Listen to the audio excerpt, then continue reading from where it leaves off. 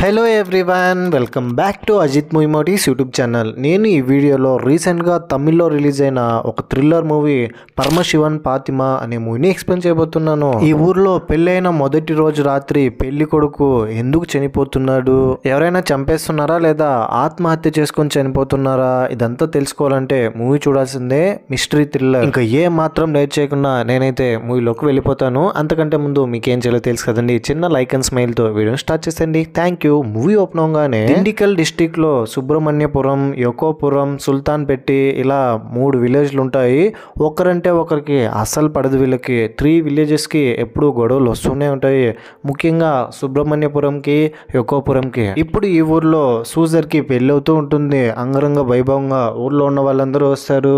ఈ పెళ్లిలో అదే ఊరికి చెందిన జెనిఫర్ అనే ఒక అమ్మాయి డాన్స్ చేస్తుంది, కొంచెం ఎక్స్పోజ్ చేస్తూ. ఇదంతా సూజర్ చూస్తూ, జెనిఫర్ వైపు చూస్తూ తనకి అట్రాక్ట్ అవుతూ ఉంటే, సూజర్ పక్కనున్న పెళ్లి కూతురు ఏంటండి మీరు అక్కడేం చేస్తున్నారు, కొంచెం ఇక్కడ దృష్టి పెడితే బాగుంటుంది అని అంటుంది. తన డాన్స్ ప్రోగ్రామ్ అయిన తర్వాత జెనిఫర్ సూజర్ ని కళ్ళతో సైగ చేసి అక్కడ నుంచి ఒక ప్లేస్ తీసుకెళ్తుంది. కళ్యాణం జరుగుతున్న వెనకాలకి జెనిఫర్ వెనకాలే సూజర్ వెళ్తూ ఉంటాడు. ఇన్ని రోజులు నాకు కనపడకుండా ఎందుకు దాక్కున్నావు, ఈ రోజు నిన్ను అనుభవించి గానీ ఇక్కడ నుంచి వెళ్ళనని జెనిఫర్ వెనకాలే సూజర్ వెళ్తూ ఉంటే, జెనిఫర్ ఒక ప్లేస్కి వెళ్ళి ఇంకొంచెం ముందుకెళ్దాం పదా అని పరమశివన్, పాతిమా వీళ్ళిద్దరి దగ్గర తీసుకెళ్తుంది. అక్కడికి వెళ్ళిన తర్వాత సూజర్ని వీళ్ళిద్దరూ కలిసి చంపేస్తారు, నీళ్ళల్లో ముంచి క్రూరాతి క్రూరంగా. ఇప్పుడే మూవీ టైటిల్ కార్డ్ పడుతుంది. కట్ చేస్తే నెక్స్ట్ డే మార్నింగ్ సూజర్ బాడీ కలెక్ట్ చేసుకోవడం కోసం ఆ ఏరియా పోలీసులు వస్తూ ఉంటే, దారి మధ్యలో పరమశివన్, పాతిమా వీళ్ళిద్దరూ చూసి పాతిమా పరమశివన్తో, బావా వాళ్ళు మనల్ని పట్టుకోవడానికే వస్తున్నారా, పట్టుకునేస్తారంటావా బావా అంటే, అంత సీన్ లేదు, మనల్ని ఎట్టి పరిస్థితుల్లోనూ వాళ్ళు పట్టుకోరు అని చెప్తాడు. సూజర్ బాడీ కండిషన్ చూసి పోలీసులే ఆశ్చర్యపడతారు. క్రూరాతి క్రూరంగా చంపేసింటారు సూజర్ని. తర్వాత అక్కడ ఒక అఘోరా వచ్చి, ఇక్కడ ఉండకండి త్వరగా వెళ్ళిపోండి అని అంటున్నాడు. ఊర్లో ఉన్న వాళ్ళేమో, సార్ వాడి మాటలు పట్టించుకోకండి, వాడు పిచ్చోడు అని చెప్తారు. పిచ్చోన్న ఎవరు పిచ్చోళ్ళో ముందు ముందు తెలుస్తుందిలేని అఘోరా అక్కడ నుంచి వెళ్ళిపోతాడు. సూజర్ని పక్కూర్లో ఉన్న వాళ్ళు చంపేశారని పక్కూర్లో ఉన్న వాళ్ళు, ఈ ఊరు వాళ్ళు ఇద్దరు గొడవ పడుతూ ఉంటారు.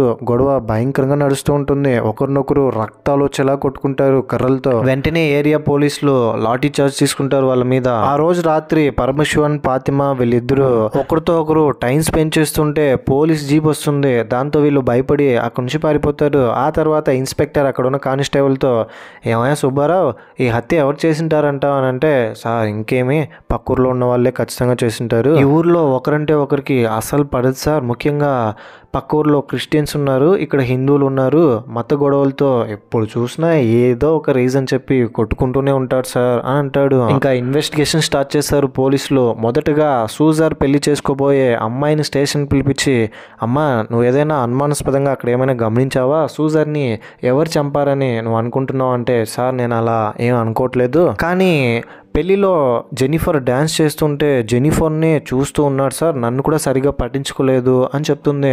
దాంతో జెనిఫర్ని స్టేషన్ పిలిపిస్తే జెనిఫర్ కొంచెం రూడ్గా మాట్లాడుతుంది. సార్ ఇదంతా నన్ను ఎందుకు పిలిపించి అడుగుతున్నారు, అయినా నేనేమో చంపినట్టు ఫీల్ అవుతున్నారు, నాకు బయట చాలా పనులు ఉన్నాయి, డబ్బులు ఇచ్చారు, డ్యాన్స్ వేయమన్నారు, వేశాను అంతే, అంతకుమించి నాకేం తెలుసు సార్ అని అక్కడ నుంచి వెళ్ళిపోతుంది జెనిఫర్ రూడ్గా మాట్లాడి. యొకోపురంలో ఒక ఫాదర్ ఉంటారు, చర్చ్ ఫాదర్. అతని దగ్గరికి వెళ్ళి, సుబ్రహ్మణ్యపురంలో ఎవరైనా ఈ హత్య చేసే ఛాన్సెస్ ఉందా అని అంటే, ఏమో నాకు కూడా తెలియదని ఫాదర్ చెప్తాడు. ఈ హత్య ఎవరు చేశారో గానీ వీలైనంత తొందరగా శిక్ష పడేలా చేయండి సార్ అని. ఇప్పుడు ఇదిగో ఈ అమ్మని చూపిస్తారు. చెట్టు కింద ఈ శివుడి విగ్రహం దగ్గర కూర్చొని బాధపడుతూ ఉంటుంది. దేని గురించో డీప్గా థింక్ చేస్తూ. ఈ అమ్మ మరెవరో కాదు, పరమశివన్ వాళ్ళ అమ్మే. పాతిమా పరమశివన్తో, ఈ పోలీసులు మనల్ని కనిపెట్టేసేలా ఉన్నారు బావా, ఈ ఇన్స్పెక్టర్ ఆల్మోస్ట్ మన దగ్గరికి వచ్చేసేలా ఉన్నాడంటే మొత్తం ఆ జెనిఫర్ చూసుకుంటుందిలే, ఆ ఇన్స్పెక్టర్ గురించి మర్చిపో అని చెప్తాడు.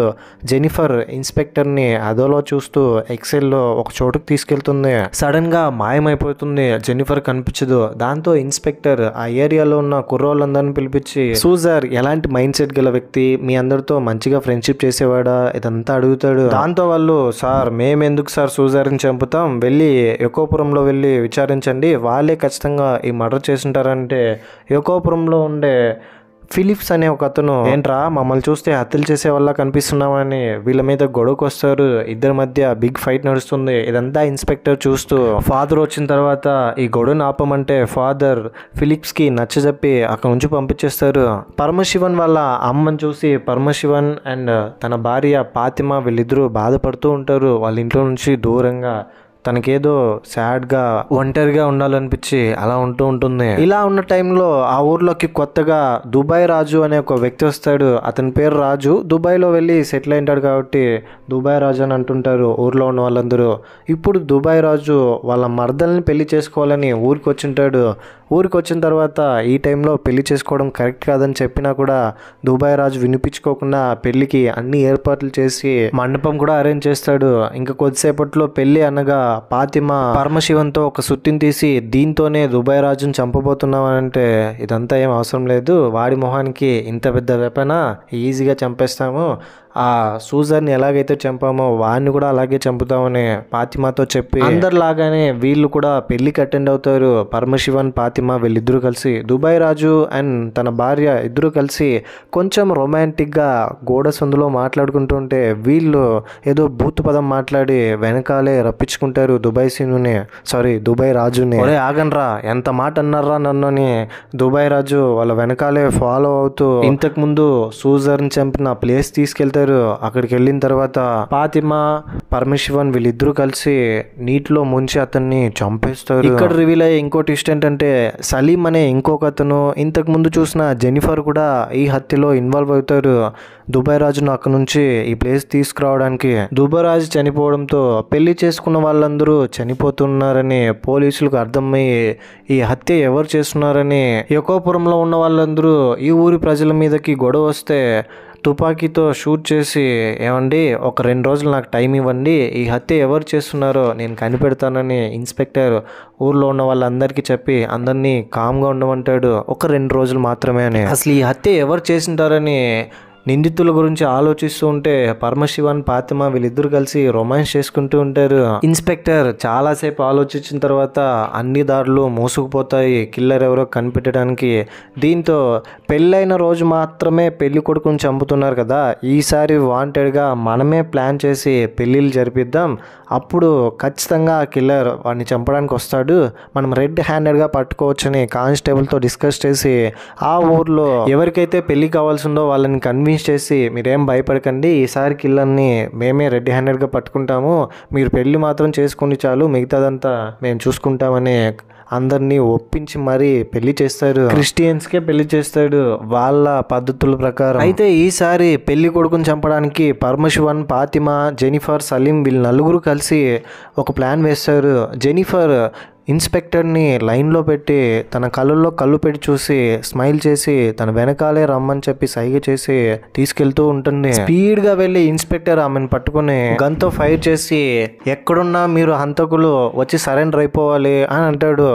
దాంతో పరమశివన్ ఫాతిమా వీళ్ళిద్దరు కలిసి ఒక జీప్లో పెళ్లి కొడుకులు ఇద్దరిని తీసుకుని వెళ్తూ ఉంటే సడన్గా పోలీసులు గమనించి ఆ వెహికల్ని ఆపడానికి ప్రయత్నిస్తారు.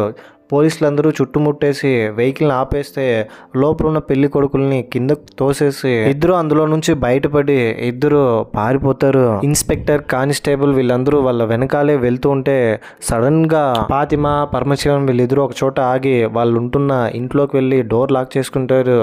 మర్యాదగా బయటికి రండి అని ఫైర్ చేస్తారు గన్తో. అప్పుడే పరమేశ్వరన్ వాళ్ళ అమ్మ అక్కడికి వచ్చి పోలీసుల్ని ఏం చేస్తున్నారు మీరు, ఆపండి, ఫైర్ చేస్తున్నారా, ఎవరిని కాల్చడానికి ఇక్కడికి వచ్చారు, కాల్చడానికి వాళ్ళు మనుషులైతేనే కదా ఆత్మలోని అందరితో చెప్తుంది. ఇక్కడే రివీల్ అయ్యే ట్విస్ట్ ఏంటంటే పరమశివన్ ఫాతిమా వీళ్ళిద్దరూ ఆత్మలు, జెన్నీ సలీం కూడా ఆత్మలుగా మారి ఇలా చేస్తూ ఉంటారు. ఈ విషయం తెలుసుకున్న తర్వాత మొత్తం అందరికీ ఫ్యూజులు ఎగిరిపోతాయి. వాళ్ళు ఎందుకు చనిపోయి ఇప్పుడు ఎందుకు పెళ్ళి అయిన వాళ్ళనే చంపుతున్నారు, ఇదంతా ఫ్లాష్ బ్యాక్ రూపంలో మదర్ నరేట్ చేస్తుంది.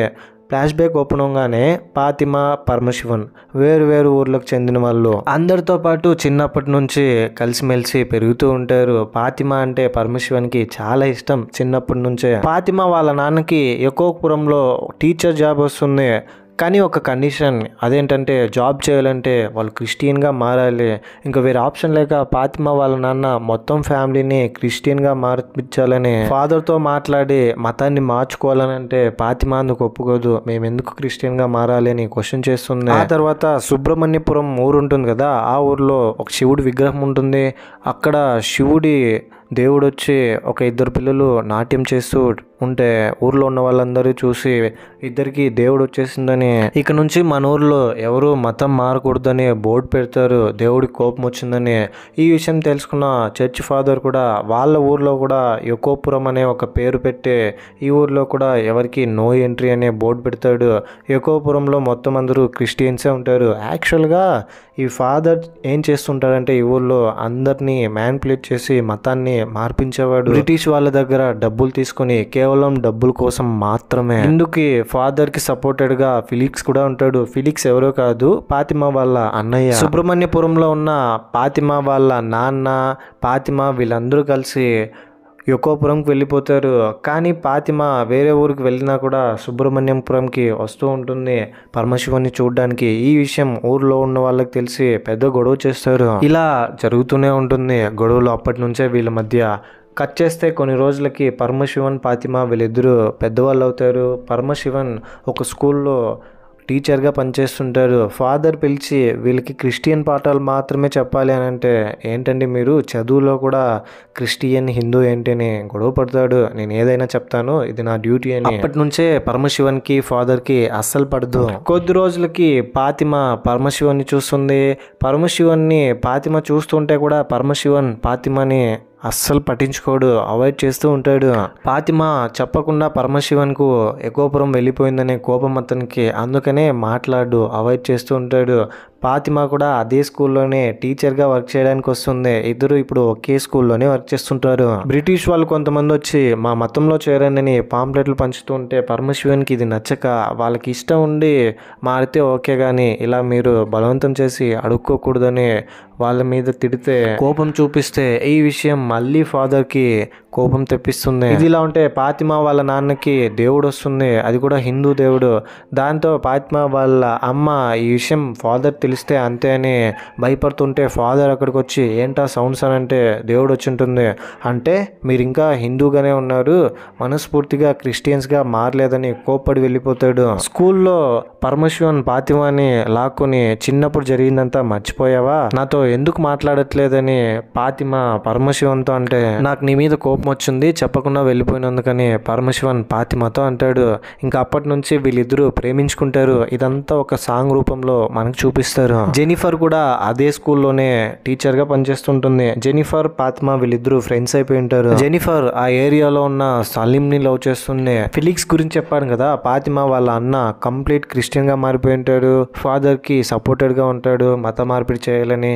ఇప్పుడు ఫిలిప్స్ ఏం చేస్తాడంటే వాళ్ళ నాన్నకి దేవుడు రావడంతో హిందూ దేవుడు వచ్చిందని కొని గోడ కొట్టడంతో అతను చనిపోతాడు. అప్పుడే స్కూల్ కంప్లీట్ చేసుకుని ఇంటికి వచ్చిన ఫాతిమా ఇదంతా చూసి భయపడిపోతుంది. ఏంటి మా అన్నయ్య మా నాన్నని ఇలా చంపేశాడని. ఈ విషయం బయట చెప్పదు అతనితో. క్రిస్టియన్ సాంప్రదాయం ప్రకారం అంత్యక్రియలు చేయాలని ఫాదర్ అంత్యక్రియలు చేస్తూ ఉంటే సుబ్రహ్మణ్యపురానికి చెందిన వాళ్ళు పరమశివంతో పాటు మిగతా వాళ్ళందరూ వచ్చి హిందూ సాంప్రదాయం ప్రకారమే అంత్యక్రియలు చేయాలి, ఎందుకంటే వాళ్ళు పుట్టినప్పటి నుంచి హిందూసే, ఏదో ఈ మధ్యన క్రిస్టియన్గా మారారు, వాళ్ళ ఆత్మ శాంతించాలంటే వాళ్ళ నాన్న చెప్పాడంట హిందూ సాంప్రదాయం ప్రకారమే అంత్యక్రియలు చేయమని ఫాతిమా చెప్పిందని ఫాదర్తో గొడవ వేసుకుంటారు. ఈ గొడవని ఫాతిమా ఆపి, చనిపోవడానికంటే ముందు మా నాన్న నాతో చెప్పారు హిందూ సాంప్రదాయం ప్రకారమే నా అంత్యక్రియలు చేయమని, లేకపోతే నా ఆత్మ శాంతించదని, ఇదంతా మీ అందరితో చెప్పమన్నారు, దయచేసి అలాగే చేయనివ్వండి అని అందరి దగ్గర చెప్తుంది. ఫైనలీ హిందూ సాంప్రదాయం ప్రకారమే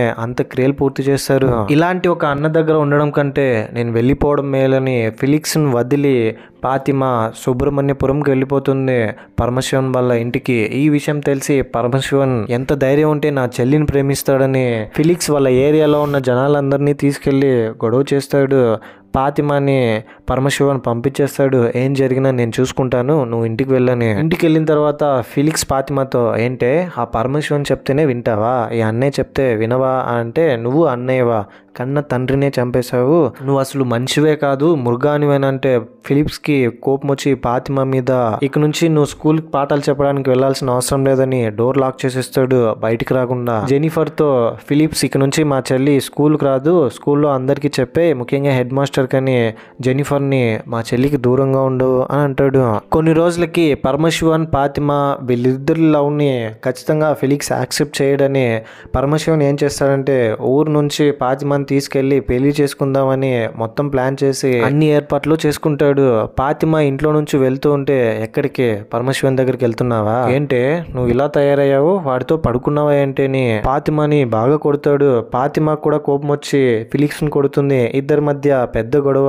ఫిలిప్స్ ని కొట్టి స్ప్రో కోల్పోయేలా చేసి అక్కడ నుంచి ఇంకా ఫాతిమా పరమశివన్ పారిపోతుంటే ఫిలిప్స్ కి మళ్ళీ స్పృహ వచ్చి మనుషులు తీసుకెళ్లి ఫాతిమాని పరమశివన్ని చంపేస్తారు నీళ్ళల్లో ముంచి మరి దారుణంగా. ఇందులో ఈసకి అనే ఇంకొక పర్సన్ కూడా ఇన్వాల్వ్ అవుతాడు. రే, నేను పెళ్లి చేసుకోవాలనుకుంటున్నా ఫాతిమాని, నువ్వు ఇలా చేసావేంట్రా అని అతను కూడా ఇన్వాల్వ్ అయ్యి పరమశివన్ని చంపేస్తారు. వీళ్ళకి సపోర్టెడ్ గా వచ్చిన సలీం కూడా చంపేస్తాడు, పరమశివన్ ఫ్రెండ్ ని. సలీం ఇంకా ఆ తర్వాత చనిపోయిన తర్వాత వీళ్ళు ఆత్మలుగా మారి ఆ ఊర్లో ఎవరికైతే పెళ్లి జరుగుతుందో ఆ రోజు రాత్రి వాళ్ళని చంపేస్తారు.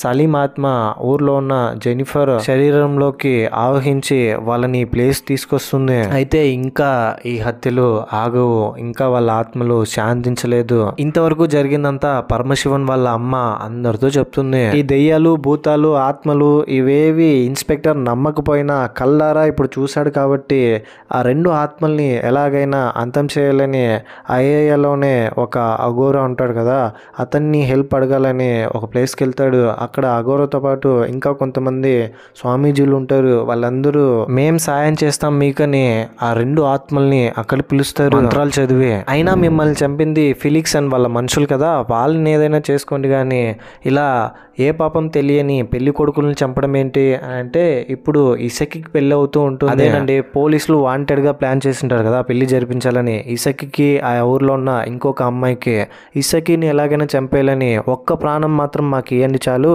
మా ఆత్మ శాంతిస్తుందని చెప్తే ఇసకి ఏమో నన్ను భయపెడుతున్నారా, దమ్ముంటే రండ్రా చూసుకుందామని ఆత్మలకి వార్నింగ్ ఇస్తాడు. దాంతో అఘోరాలు అందరూ కలిసి బందీగా అంతవరకు ఈ రెండు ఆత్మల్ని వాళ్ళ కంట్రోల్లో పెట్టుకుంటారు.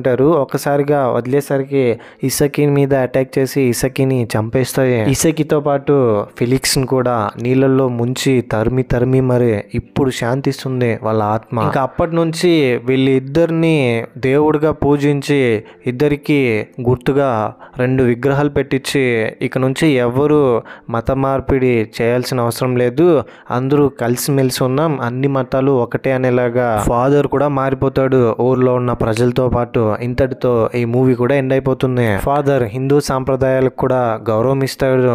మూవీలో కాంట్రవర్సీ అయ్యే ఇష్యూ ఏంటంటే ఈ మత మార్పిడి అనే ఒక ఇష్యూనే. ఎనీవే, వాళ్ళు ఏదైతే చూపించారో నేను కూడా అదే చెప్పడానికి ట్రై చేశా. ఈ మూవీపై మీ ఒపీనియన్ ఏంటి, నా ఎక్స్ప్లెనేషన్ మీకు ఎలా అనిపించింది అనే దాన్ని ఏదో ఒకటి కింద కమెంట్ బాక్స్లో తప్పకుండా నాతో షేర్ చేసుకోండి. అండ్ ఇంకో విషయం, పరమశివన్ ఫాతిమా వీళ్ళిద్దరూ మనుషులు కాదు ఆత్మలు అని రివీల్ అయిన చోట మీకు ఏమనిపించింది, ట్విస్టెడ్గా ఫీల్ అయ్యారా లేదా, ముందుగానే ప్రిడిక్ట్ చేశారా, ఏదో ఒకటి కింద నాతో షేర్ చేసుకోండి. ఇలాంటి కైండ్ ఆఫ్ మరిన్ని మూవీ ఎక్స్ప్లెనేషన్ వీడియోస్ కోసం మన ఛానల్ని సబ్స్క్రైబ్ చేసి బెల్ ఐకాన్ క్లిక్ చేసేయండి. ఈ మధ్య మన వీడియోస్ మీ దగ్గర వరకు వస్తుందా లేదా అని నాకు కొంచెం డౌట్గా ఉంది. ఎవరైనా బెల్ ఐకాన్ క్లిక్ చేయకుండా ఉంటే సబ్స్క్రైబ్ చేసి ఒకసారి చెక్ చేసుకోండి. చాలా మంది వీడియోస్ చూస్తున్నారు కానీ సబ్స్క్రైబ్ చేసుకోవట్లా. ప్లీజ్ ట్రై టు సబ్స్క్రైబ్ మీకు కనుక నా ఎక్స్ప్లెనేషన్ నచ్చితే. అంతే అండి, ఇంకా ఇంకో ఇంట్రెస్టింగ్ వీడియోతో మీ ముందుంటాను. అంతవరకు సేఫ్గా ఉండండి, నవ్వుతూ ఉండండి, నవ్విస్తూ ఉండండి. Thank you. జై హింద్.